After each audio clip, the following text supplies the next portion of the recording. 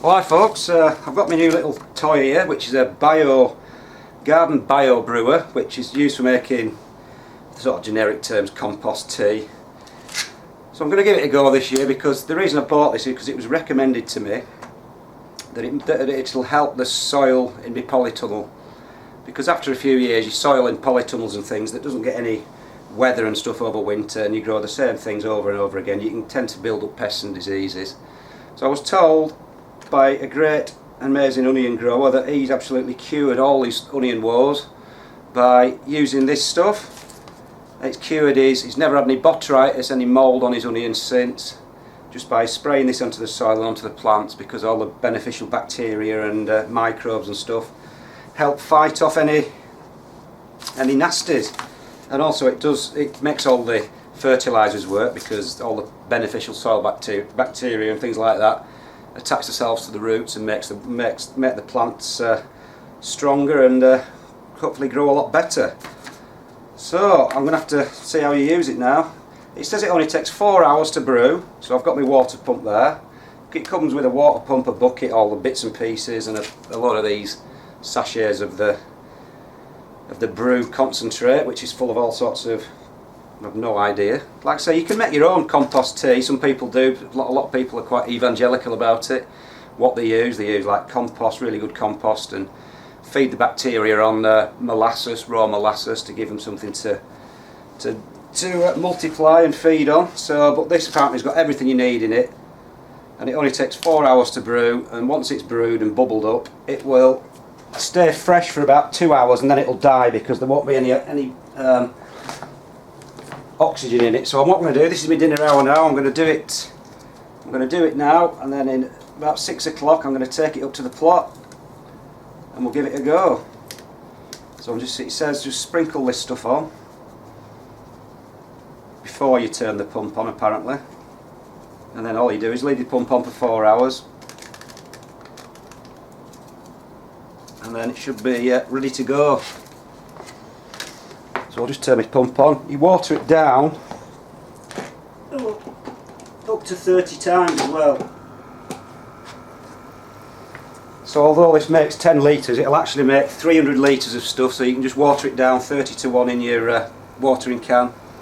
Water it into the soil, spray it all over your leaves, it doesn't really matter. And it will have a beneficial effect by all accounts.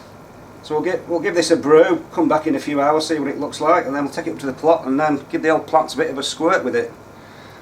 And then hopefully it should do what it's supposed to do later on in the season.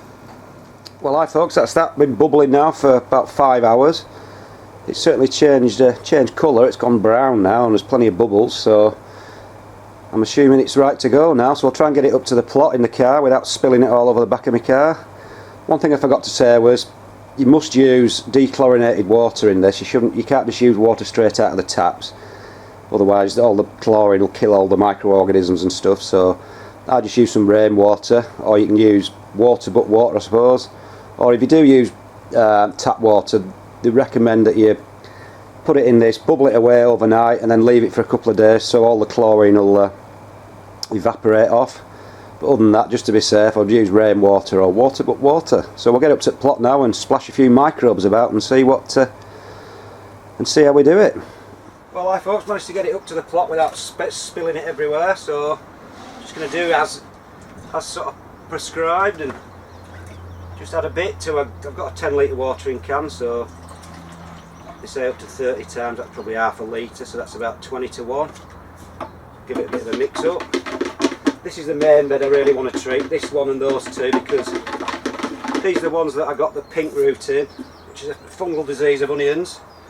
So all I'm going to do is just give it a good old soaking over the leaves, over the plants, everything. And hopefully it should get into the soil and get some nice microbial activity going and make the soil a better sort of environment for the nice stuff, and fight off any diseases. So you can spray it. Apparently what you can do, I don't know whether you can see that, but on tomatoes, if you get it in a pump up sprayer and spray all the leaves on the inside and the outside of the leaves, that can fight off all sorts of fungal diseases and moulds and things like this. With the onions, it fights off botrytis, it stops it forming for some reason, I don't know why. That's why you can spray it on the leaves with this, because you shouldn't really spray water on onion leaves because it can cause mould. But with this stuff, if you do that, you can actually stop mould forming. So, and ideally, what I'm going to do as well, I'm going to spray it on a lot of stuff outside. Even though the soil's probably fine outside, just give it a quick go. You know, it can't do any harm. So I'll just get outside and we'll just put some things in pots, because I think pots are going to benefit.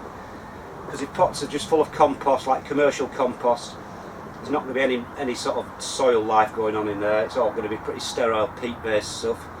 So we just spray a little bit of that, water a bit of that into any pots with compost in. That should raise the old microbacteria and stuff, and hopefully get them growing a bit better.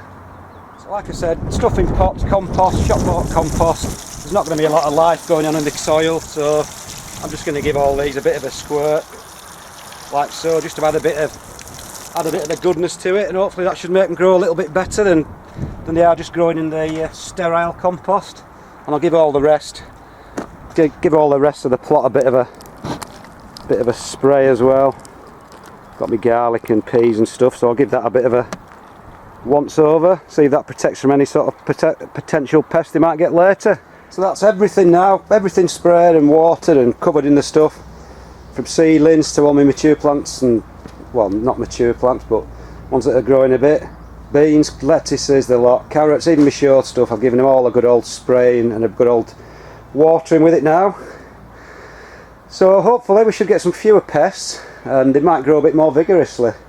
It doesn't matter, it's not going to do any harm anyway, even if it doesn't have miraculous effects, but it's worth giving it a go just to see, and hopefully it should cure this disease, which is the main reason I grew it, to stop it sort of stunting the growth of my onions. That's why I've given it a little bit in that pot there, to try and get my big one to be as big as possible.